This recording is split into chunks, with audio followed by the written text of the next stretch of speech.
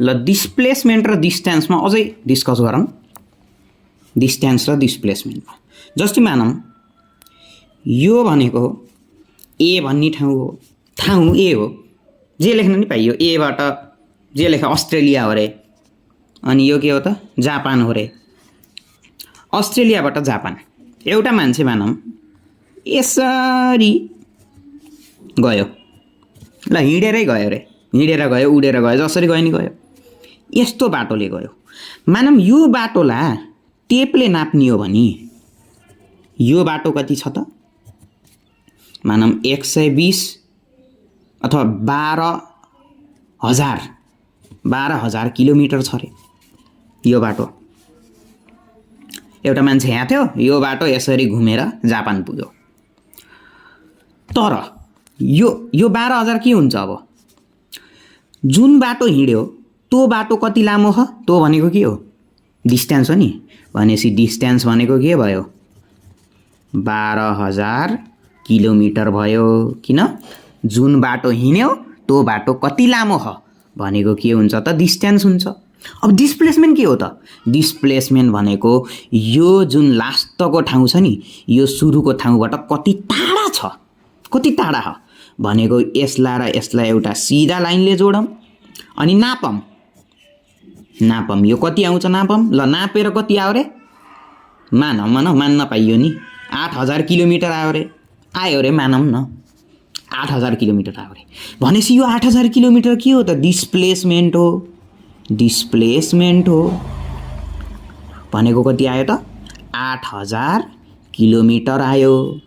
Displacement के हो 8,000 kilometre हो। तर मैले अझै एउटा कुरा भनेको थिएँ के त, डिस्प्लेसमेन्ट भनेको त भेक्टर क्वान्टिटी हो, डिस्टेन्स पो स्केलर हो, डिस्प्लेसमेन्ट त भेक्टर हो। भनेपछि डिस्टेन्स 12,000 किलोमिटर छ भन्न पाइयो, तर डिस्प्लेसमेन्ट 8,000 किलोमिटर छ मात्रै भनेर यो अधुरो भयो, यो भेक्टर भयो र भएन। भेक्टर भनेपछि त कतातिर 8,000 किलोमिटर छ त्यो पनि त लेख्न पर्यो। ओ डिस्प्लेसमेन्ट भनेको कतातिर 8,000 किलोमिटर छ भनेपछि डिस्प्लेसमेन्टको म्याग्निट्युड भनेको 8,000 किलोमिटर रहेछ। तर डिरेक्सन कता त, म्याग्निट्युड पो यति भयो तर डिरेक्सन कता, त्यसको लागि चाहिँ जस्तै यो धर्को छ नि, यो धर्कोलाई फेरि बनाऊँ त यता, यो धर्को यस्तो छ कि नि, यो ए यो जे, अनि एबाट जेतिर गएको नि मान्छे त यसरी एबाट जेतिर गएको भनेपछि यतातिर यो यस्तो एरो बनाऊँ के, यो यताबाट यता गएको भनेपछि यस्तो एरो बनाऊँ। अब यहाँ अघि नै भने नि मैले एक्सिस भनेर, एक्सिस भनेको के हो त दुईटा यस्तो धर्कोहरू, मतलब यतातिर हुन्छ एक्स एक्सिस यतातिर हुन्छ वाइ एक्सिस, यता एक्स एक्सिस यता वाइ एक्सिस। अनि एक्सिस भनेको दुईटा परपेन्डिकुलर लाइन भनेका एक्सिस हुन् जुन इन्टरसेक्ट हुन्छन् एउटा कमन पोइन्टमा, एउटा पोइन्टमा इन्टरसेक्ट हुने दुईटा परपेन्डिकुलर लाइन भनेका एक्सिस भयो हैन, एक्सेस भयो हैन। अब यो यहाँ थियो, यहाँ पुग्यो, यहाँदेखि यहाँसम्म कति टाढा हो 8,000 किलोमिटर। अनि यो ए भन्ने ठाउँमा हामीले यसरी एउटा धर्को खिच्यौँ भने यो जुन एजे छ नि, यो धर्कोले यो एक्स वाला एक्सिससँग कति एङ्गल बनाऊ भनेर त नाप्न सकिन्छ नि। मानौँ यो पनि मानौँ, किनकि हामीले अहिले कसरी नाप्ने त, यो पनि मानौँ 30 डिग्री छ रे, डिग्री कति एङ्गल बनाऊ 30 डिग्री भनेपछि 30 डिग्री भनेपछि के भयो त डिरेक्सन आयो कि नि। यो डिस्प्लेसमेन्ट कति थियो 8,000 किलोमिटर, अनि डिरेक्सन के भयो 30 डिग्री विथ एक्स एक्सिस भनेपछि डिस्प्लेसमेन्ट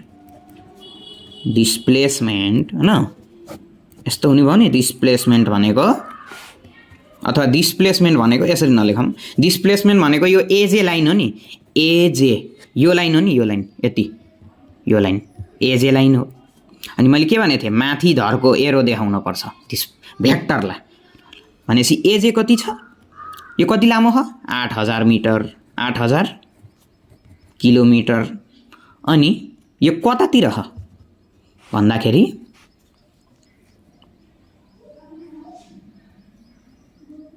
30 डिग्री, 8000 किलोमिटर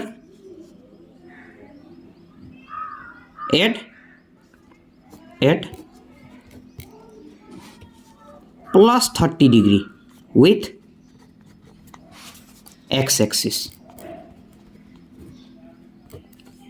मतलब यो प्लस 30 डिग्री किन भयो, किनकि एउटा कन्भेन्सन हुन्छ। कन्भेन्सन भनेको मानिरहेको कुरा सबैले कि घडी जसरी घुम्छ त्यसको उल्टो भनेको के हुन्छ, प्लस हुन्छ। अनि घडी जसरी घुम्छ त्यसको उल्टो भनेको माइनस हुन्छ। त्यही भएर यो उल्टो घुमे नि यक्सबाट यो लाइन उल्टो घुम्ने अनि यो लाइनमा पुगिन्छ। त्यही भएर 8000 kilometre at plus 30 degree with x axis. अथवा सिम्पली के लेखे हुन्छ 8000 kilometre comma theta is equal to 30 degree. Simply theta is equal to 30 degree. Theta भनेको के हो, वेयर थीटा भनेको angle made by A J with positive x axis